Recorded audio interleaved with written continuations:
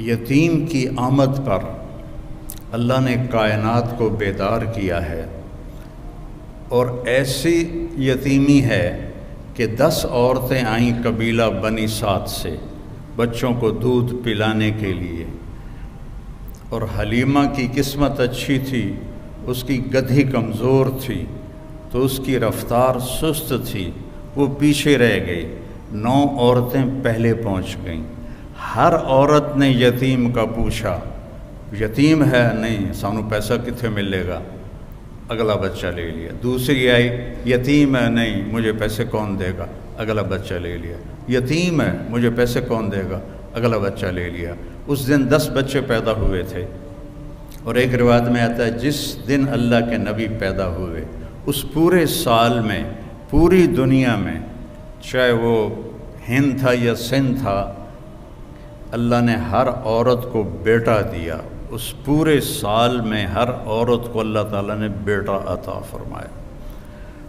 تو جب سعدیہ آئیں حلیمہ، تو بچے تو سارے جا چکے تھے، تو انہوں نے بھی انکار کر دیا، نہیں میں تو نہیں لینا، میں انہوں پیسے کون دے گا۔ تو جب وہ سارا مکہ پھر گئیں تو بچہ ہی کوئی نہیں، تو ان کے خامن تھے ابو کبشہ، کہنے لگے حلیمہ خالی گود کیا جانا، یتیم کو لے لے چلو، ہمیں اللہ اجر ہی دے گا۔ تو یہ دوبارہ آئیں اور کہا کہ اچھا بی بی آپ مجھے اپنا بیٹا دے دو۔ تو حضرت آمنہ علیہ السلام نے فرمایا یہ بڑے بختوں والا بچہ ہے، تم دیکھو گی اس کے اثرات دیکھو گی۔ تو قحط کا زمانہ تھا، چھاتیوں میں دودھ کا ایک قطرہ نہیں تھا، اور ایک بیٹا ان کا اور بھی دودھ پیتا تھا۔ جو ہی حضرت حلیمہ نے گود میں لیا تو دونوں چھاتیاں دودھ سے بھر گئیں۔ تو وہ بڑی حیران ہوئی، یہ کیا ہوا؟ تو انہوں نے آپ کو دودھ پلایا ایک طرف سے، جب دوسری طرف سے پلانے لگیں تو آپ نے منہ بند کر لیا کہ یہ میرے دوسرے بھائی کا حصہ ہے، میں نہیں پیوں گا۔ اس طرح اللہ کی ہدایت چل رہی تھی اس معصوم بچے کے ساتھ۔ اب رات ہو گئی تھی تو حضرت حلیمہ نے کہا اونٹنی سے کوئی دودھ ہی نکال کے لا، بھوک سے برا حال۔ وہ کہنے لگے بیمار اونٹنی ہڈیاں تے چمڑا، دودھ کتھوں آوے گا؟ کہا چلو شاید کوئی قطرہ 2 قطرہ ہی نکل آئے، جا تو صحیح۔ تو وہ برتن لے کر گئے، تو اندھیرا تھا، تو انہوں نے جب وہ تھنوں کو ہاتھ لگایا تو دودھ سے بھر کے نیچے آ چکے تھے ایسے۔ تو انہوں نے دودھ نکالتے گئے، وہ سارا برتن بھر گیا۔ اونٹنی کا تو تھوڑا سا دودھ ہوتا ہے، وہ سارا برتن بھر گیا۔ جب وہ لے کر آئے تو حضرت حلیمہ کہنے لگی یہ کہاں سے آ گیا؟ کیسی اونٹنی سے آ گیا؟ پھر یہ اس بچے کی برکت۔ جب صبح ہوئی اور حلیمہ نے آپ کو گود میں لیا اور اپنی گدھی پر بیٹھی، گدھے بھی میرے نبی کو جانتے تھے اور آج ہم نہیں جانتے، امت ہو گئی۔ تو اس نے ایک دم سے جھٹکا لیا اور اپنا منہ قبلے کی طرف کر کے اور ایسے سجدہ کیا اللہ کی بات، پھر سر اٹھایا، پھر ایسے اس نے سجدہ کیا، پھر سر اٹھایا، پھر ایسے سجدہ کیا۔ 3 دفعہ اس نے سجدہ کیا شکرانے میں کہ آج میری کمر پر 2 جہان کے سردار تشریف فرما ہے۔ اور جب سفر شروع کیا تو ان کی قبیلے کی عورتیں 24 گھنٹے پہلے جا چکی تھیں، لیکن اونٹنی اور گدھی میں ایسی رفتار آئی کہ وہ 24 گھنٹے کا سفر طے کر کے ان سے آگے نکلنے لگیں۔ تو وہ حیران ہو کر کہنے لگی حلیمہ تیری سواری بدل گئی ہے، کیا ہوا ہے؟ تو انہوں نے فرمایا نہیں، میرا سوار بدل گیا ہے، ان لہذا الصبی لشأنا، یہ میرا سوار بدل گیا ہے، یہ پیدائش سے۔ اور جب آپ وہاں تھوڑے سے بڑے ہوئے اور بکریوں کے ساتھ جانا شروع کیا تو جبریل آئے اور انہوں نے آ کر آپ کو چٹان پہ لٹایا، آپ کا سینہ چاک کیا اور دل نکالا اور اس کو صاف کیا اور پھر وہاں فٹ کر کے وہ چلے گئے۔ تو ان کے جو بھائی تھے وہ دوڑے دوڑے گئے کہ میرے قریشی بھائی کو کسی نے قتل کر دیا۔ جب وہ واپس آئے تو دیکھا آپ تو ٹھیک ٹھاک بیٹھے تھے لیکن گھبرائے ہوئے تھے، اتنے بچپن سے آپ کی طہارت کا اللہ نے نظام چلایا۔ ایک مرتبہ آپ بکریاں چرا رہے تھے، یہودی گزرے تو وہ کہنے لگے یہ بچہ کون ہے؟ تو حلیمہ کے خامے ابو کبشہ نے کہا میرا بیٹا ہے۔ کہنے لگے اگر تم کہتے نا کہ اس کا باپ مر چکا ہے تو ہم اسے یہیں قتل کر دیتے، یہ آنے والے وقت کا نبی ہے۔ 12 سال کی عمر میں حضرت ابو طالب آپ کو لے کر تجارت کے لیے گئے تو زرقا ایک جگہ ہے، میں وہاں گیا ہوں، وہاں ایک راہب تھا بحیرہ۔ جب وہ اس نے قافلے کو دیکھا تو کہنے لگا تمہارا سردار کون ہے؟ ان کا یہ ہے۔ کہا آپ کی کل دعوت ہے۔ انہوں نے کہا پہلے تو تم نے کبھی ہمیں پانی بھی نہیں پوچھا تو آج دعوت کیوں ہے؟ کہا یہ کل بتاؤں گا۔ اگلے دن اس نے کھانے کا انتظام کیا اور سارے مکے کا قافلہ ایک درخت کی چھاؤں میں بیٹھ گیا۔ جب وہ بحیرہ اس کا نام تھا آیا، اس نے ایسے ایسے دیکھا تو کہنے لگا سارے پورے ہو؟ کہاں پورے ہیں؟ کہ نہیں کوئی کم ہے؟ کہاں ایک بچہ ہے اونٹ چرانے گیا ہے۔ تو بحیرہ کہنے لگا اسی بچے کی وجہ سے تو دونوں روٹی کھوا رہے ہیں، دونوں کہاں پوچھنا ہے، اس بچے کو بلاؤ۔ تو پھر ایک آدمی گیا آپ کو لینے، جب آپ تشریف لائے تو چھاؤں ساری کور ہو چکی تھی، سارے لوگ چھاؤں میں بیٹھ چکے تھے، آپ کے لیے چھاؤں میں جگہ نہیں تھی۔ دھوپ میں آپ دھوپ میں جو ہی بیٹھے تو درخت کی شاخوں نے آگے بڑھ کر آپ کے اوپر سایہ کر دیا۔ تو وہ بحیرہ یہ دیکھ رہا تھا، تو پھر وہ آیا اور آپ کو کھڑا کیا، کہنے لگا یہ کس کا بیٹا ہے؟ تو حضرت ابو طالب نے فرمایا میرا بیٹا ہے۔ کہا جھوٹ بولتے ہو، میرا علم کہتا ہے اس کا باپ مر چکا ہے۔ تو وہ فرمانے لگے ٹھیک کہتے ہو، یہ میرے بھائی کا بیٹا ہے لیکن مجھے اپنے بیٹوں سے عزیز ہے۔ پھر اس نے آپ کی کمر سے کپڑا ہٹایا تو مہر نبوت تھی۔ تو وہ کہنے لگا اس کو یہیں سے واپس لے جاؤ، یہ آنے والے وقت کا نبی ہے، اگر یہودیوں نے دیکھ لیا تو اسے قتل کر دیں گے۔ تو ابو طالب نے وہیں اپنا سامان بیچا، شام بھی نہیں گئے اور وہاں سے واپس چلے گئے۔ ایک دفعہ حضرت عمر رضی اللہ تعالیٰ عنہ تجارت کے لیے شام گئے تو وہاں ان کا جھگڑا ہو گیا، تو ایک شامی سردار نے ان کو گرفتار کروا لیا اور اپنے وہاں غلامی میں لے لیا۔ تو حضرت عمر رضی اللہ عنہ 2-4 دن ٹھہرے، پھر موقع پایا اور اس کو مارا ڈنڈا، شامی سردار کو، وہ مر گیا۔ تو ان کو پکڑنے لگے تو وہ بھاگے۔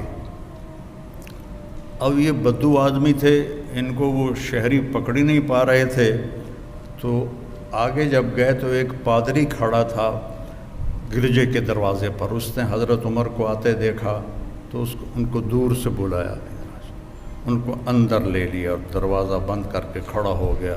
پیچھے سے مجمع آیا، جی آپ نے کوئی بدو تو نہیں دیکھا یہاں؟ کہا کوئی نہیں ہے، چلو بھاگ جاؤ۔ چلے گئے۔ وہ اندر آیا، کہنے لگا کون ہو؟ کہا میں عرب ہوں۔ کہاں سے آئے ہو؟ کہا میں مکہ سے آیا ہوں۔ کہنے لگا تمہارے شہر میں کسی نے نبی ہونے کا دعویٰ کیا ہے؟ ان کا نہیں۔ کہا ان قریب تمہارے شہر میں ایک نبی ہونے کا دعویٰ کرے گا، وہ آخری نبی ہوگا اور تیرے مقدر میں اس کا ساتھی بننا لکھا ہوا ہے، اور تیرے مقدر میں اس ملک کو فتح کرنا لکھا ہوا ہے۔ تو مجھے یہاں تحریر لکھ دے کہ جب تیری فوجیں میرے ملک کو فتح کریں گی تو میرے گرجے کو نہیں گرائیں گی۔ حضرت عمر کہنے لگے حضور میری غربت دا مذاق تا نہ اڑاؤ، میں تو اتنے مزدوری کرن آیا روٹی واسطے، تجھے میں نے بادشاہ بنا رہے ہو. وہ کہنے لگا تو تجھے کیا فرق پڑتا ہے، تو لکھ دے، چاہے میں جھوٹ ہی کہہ رہا ہوں تو لکھ دے. تو حضرت عمر نے لکھ دیا کہ جب میری فوجی آئیں تو اس کے گرجی اور اس کو کچھ نہ کہا جائے. اور حضرت عمر لکھنا جانتے تو سائن کر دیے. پھر جب حضرت عمر کے زمانے میں ملک شام پر لشکر کشی ہو رہی تھی تو پھر آپ نے وہ خط حضرت ابو عبیدہ کو دیا کہ اس راہب کی آپ نے حفاظت کرنی ہے. اتنا پہلے آپ کی آمد کی نشانیاں ظاہر ہونا شروع ہو چکی تھیں. آپ درخت کے پاس سے گزرتے تھے، درخت کہتا تھا السلام علیکہ یا رسول اللہ. آپ پتھر کے پاس سے گزرتے تھے، پتھر کہتا تھا السلام علیکہ یا رسول اللہ.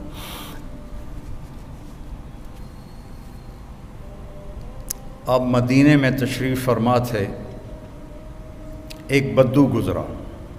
آپ نے گو دیکھی ہے؟ آپ میں سے کسی نے گو دیکھی؟ اچھا، بی بی ویکھی ہے، تجھے نہیں ویکھی ہے؟ اچھا، تو وہ جو صحرائی گو ہوتی ہے وہ بہت بڑی ہوتی ہے. عرب وہ کھاتے تھے، اسلام سے پہلے کھاتے تھے. تو اس نے وہ گوہ کا شکار کیا ہوا تھا اور اس کو رسی سے باندھا ہوا تھا تو اس کی دم کے ساتھ، اور یوں اونٹ پہ لٹکا کے جا رہا تھا. راستے میں آپ کی محفل دیکھی تو کہنے لگا یہ کون ہے؟ ان کا یہ وہ ہے جو کہتا ہے میں نبی ہوں. تو اس نے اپنے اونٹنی کو موڑا اور آ کر کہنے لگا تو ہے جو کہتا ہے میں نبی ہوں؟ تو نے گھر گھر میں لڑائی ڈال دی ہے. اگر میری قوم کی اور تیری صلح نہ ہوتی تو میں ابھی تیرا سر اڑا دیتا. تو حضرت عمر رضی اللہ عنہ کی آنکھیں گھومنے لگیں. یا رسول اللہ مجھے اجازت ہے میں اس کا سر اڑاؤں. آپ نے کہا عمر تجھے پتہ ہے قاد الحلیم ان یکون نبیہ، صبر والا اور معاف کرنے والا اور درگزر کرنے والا نبی بنتے بنتے رہ جاتا ہے. یہ اتنی بڑی صفت ہے. پھر آپ نے فرمایا بھائی آپ کو مجھ سے کیا گلہ ہے؟ کہنے لگا گلے چھوڑو، پہلے تم میرے سوال کا جواب دو. اس نے گوہ کو کھولا رسی سے، شکار ہوا مری ہوئی آپ کے سامنے ایسے پھینک دی. کہنے لگا اس سے کہو یہ تمہاری نبوت کا اعلان کرے پھر تجھے نبی مانوں گا. اور ایسے کھڑا تھا ایسے، یعنی میں نے اب اس کو لاجواب کر دیا. مویا تا بندہ نہیں بلیندا گو کتھو بولنا ہے، یہیں کھلوتا ہے. ایسے کہو یہ تیری نبوت کو کا اعلان کرے. تو آپ نے اس کو ایسے دیکھا کہ یا ضب، ضب گوہ کو کہتے.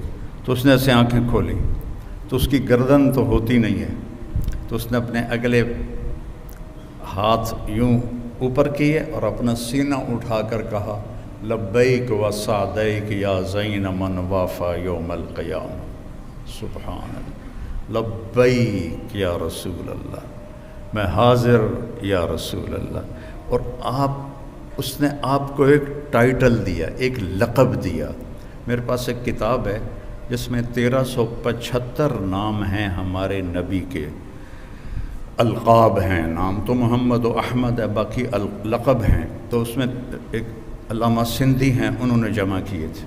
تو سب سے خوبصورت ٹائٹل اس گوہ نے دیا ہے یا زین من وافا یوم القیامہ. قیامت کا دن بہت ہولناک ہے. یوم یجعل الولدان شیبا، الحاقۃ ما الحاقہ، القارعۃ ما القارعہ، هل اتاک حدیث الغاشیہ، زاغت الابصار. کیا کیا قرآن نے بیان کیا ہے قیامت کے دن کی ہولناکی کو. وہ کہنے لگے اے وہ ذات جس کی برکت سے قیامت کا دن خوبصورت ہو جائے گا. سبحان. وہ بدو پہلے ایسے کھڑا تھا نا، پھر اینج ہو گیا، اسے گلا بھی اے تو کچھ اور کم بن گیا. تو اس کے ہاتھ نیچے چلے گئے. تو کہنے آپ نے کہا من تعبد، کون ہے رب تیرا؟ کا من فی السماء عرشہ وفی الارض سلطانہ وفی البحر سبیلہ وفی الجنت رحمتہ وفی النار عقابہ. میرا رب وہ ہے جس کا عرش آسمانوں پر ہے، سلطنت زمینوں پر ہے، راستے سمندر میں ہے، رحمت اس کی جنت میں ہے، عذاب اس کا جہنم میں ہے. آپ نے فرمایا من انا، میں کون ہوں؟ سبحان من انا، گوہ بول رہی ہے، انسان نہیں بول رہا، گوہ بول رہی ہے، اور خوبصورت عربی میں بول رہی ہے، من انا، میں کون ہوں؟ وہ کہنے لگی انت رسول رب العالمین، آپ رب العالمین کے رسول ہیں۔ اور اس نے یہیں بس نہیں کی، اس کو اگلے مسئلے کا بھی پتہ تھا کہ ایسا بھی ہوگا، وخاتم النبیین، اور آپ آخری نبی ہیں، آپ کے بعد کوئی نبی نہیں آئے گا، جو بھی آئے گا وہ جھوٹا ہوگا، وہ دجال ہوگا۔ وخاتم النبیین قد افلح من صدقک، جو آپ کی پیروی کرے گا وہ کامیاب، وقد خاب من کذبک، اور جو آپ کے راستے سے ہٹے گا وہ ہلاک و برباد۔ تو آپ نے فرمایا دس بھائی ہن کی صلاح ہے؟ کہنے لگے گو کلمہ پڑھ گئی، ہوں میں کیوں نہ پڑھا؟ پھر اس نے بھی کلمہ پڑھا اور وہ ایمان لایا۔ اللہ نے ایسے میرے آپ کے نبی کی نبوت کو کائنات کی ہر چیز کے اوپر اس کی مہر لگا دی۔ جبریل سے آپ نے فرمایا میں جو رحمت للعالمین ہوں، میری رحمت سے تجھے کیا حصہ ملا ہے؟ جبریل تو عرش کے نیچے ہوتے ہیں۔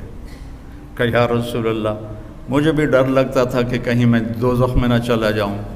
تو جب اللہ نے آپ کے قرآن میں میری تعریف کی، انہ لقول رسول کریم ذی قوت عند ذی العرش مکین مطاع ثم امین، تو اس کے بعد مجھے تسلی ہو گئی کہ میرا اللہ مجھے دوزخ میں نہیں ڈالے گا۔ آپ کی رحمت للعالمین عرش سے جا کر ٹکرا رہی ہے، عرش کے اوپر تو پھر اللہ ہے، عرش کے ساتھ جا کے ٹکرا رہی ہے۔ تو میرے نبی کی نبوت سب سے جدا، سب سے الگ، سب سے مکمل، سب سے کامل۔ ترکتکم علی محجۃ بیضاء، میں جا رہا ہوں اور ایک راستہ دے کے جا رہا ہوں جو انتہائی روشن ہے، لیلھا کنہارھا، اس میں رات آتی نہیں، دن ہی دن ہے، دن ہی دن ہے، روشنی میں سفر طے کرو، لا یزیغ عنہا الا ہالک، ہاں اگر اس میرے راستے سے ہٹ جاؤ گے ہلاک ہو جاؤ گے، برباد ہو جاؤ گے، تباہ ہو جاؤ گے۔